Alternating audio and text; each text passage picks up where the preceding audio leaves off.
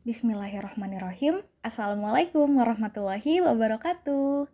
Tugas dari mata kuliah mikrobiologi kali ini adalah menjelaskan bakteri yang kita minati.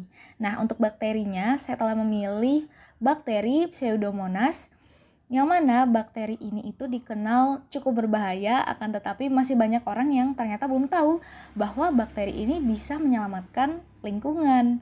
Penasaran kan seperti apa? Stay tune ya. Perkenalkan diri dulu. Nama saya Anissa Alifia Mutmainah dengan NIM 2001021024 dan dari Prodi Teknobiologi angkatan 2020. Untuk table of content, yang pertama ada klasifikasi dari bakteri, kemudian yang kedua ada kebutuhan nutrisi, yang ketiga kegunaan bioteknologi, dan yang keempat peran dalam ekosistem.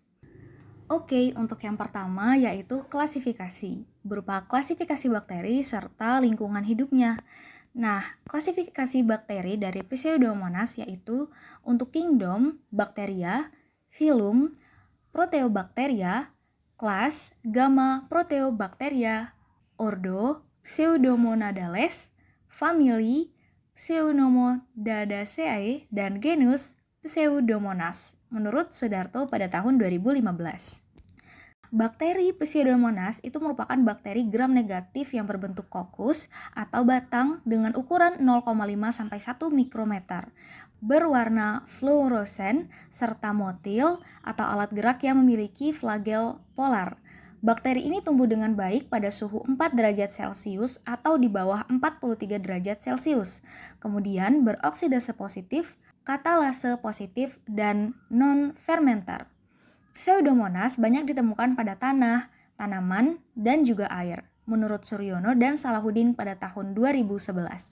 Selain itu, bakteri ini bersifat aerob obligat, yang artinya pada lingkungan yang kaya akan oksigen sajalah bakteri dapat hidup. Ini menurut Listiawati pada tahun 2018. Bakteri ini juga akan tumbuh dengan optimal pada pH berkisar 7,4 sampai dengan 7,6. Poin yang kedua adalah kebutuhan nutrisi berupa media, kebutuhan nutrisi dan juga lain-lain. Nah, nutrisi tambahan untuk bakteri ini pada media pertumbuhan berupa nutrien agar atau Na, yaitu dengan penambahan substrat D-glukosa pada media pertumbuhan Pseudomonas sp. Hal ini agar mempengaruhi pembentukan pola pertumbuhan Pseudomonas sp karena merupakan substrat dan sumber karbon yang baik bagi bakteri. Ini menurut Listiawati pada tahun 2018. Selanjutnya untuk poin ketiga yaitu kegunaan dalam bioteknologi atau apa sih peran bakteri ini pada dunia bioteknologi.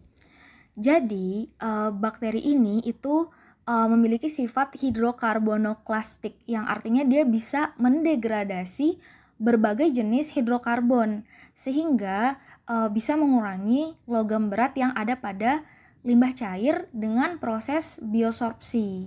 Nah, apa sih biosorpsi? Jadi biosorpsi menurut Schmidt dan Sternberg itu interaksi secara fisika kimia yang tidak langsung antara logam atau radionukleotida dan sel mikroba. Nah, tadi udah sempat disinggung nih. Jadi, si Pseudomonas sp ini merupakan salah satu spesies dari genus Pseudomonas. Nah, jadi memang spesies dari genus ini tuh ada banyak sekali. Dan tentunya untuk pemanfaatan pada bidang bioteknologi juga berbeda-beda. Misal, salah satunya spesies Pseudomonas sp itu mampu menyerap logam krom dan kadmium. Kemudian spesies ini mampu hidup dalam keadaan yang cukup ekstrim. Ada lagi spesies yang lain yaitu untuk aeruginosa, yang mana dia itu mampu menyerap logam tembaga, kadmium, dan timbal. Jadi spesies ini merupakan patogen utama dari grup Pseudomonas dan banyak ditemukan di lingkungan yang lembab, salah satunya di rumah sakit. Dan masih banyak lagi spesies-spesies Pseudomonas yang lain. Dan pada salah satu jurnal telah dilakukan penelitian oleh Yoyon Suyono dan Farid Salahuddin, sebanyak 1 mili dari masing-masing pengenceran dicampurkan dengan media selektif Pseudomonas isolation agar atau PIA pada cawan Petri. Kemudian diinkubasi pada suhu 37 derajat Celcius selama 48 jam dengan posisi cawan Petri terbalik. Setelah diinkubasi, pertumbuhan bakteri kemudian akan diamati. Dan yang terakhir adalah peran dalam ekosistem.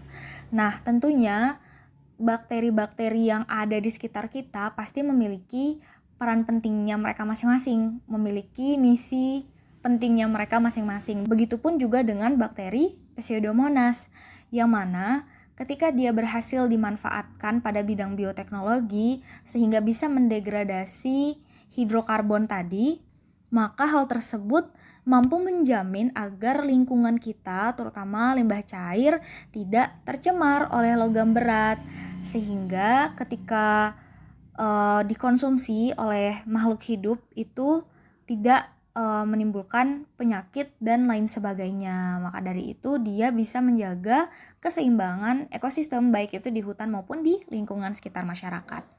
Baik, itu dia tadi penyampaian tentang bakteri Pseudomonas. Semoga bisa bermanfaat ya. Terima kasih. Wabillahi taufiq wal hidayah. Wassalamualaikum warahmatullahi wabarakatuh.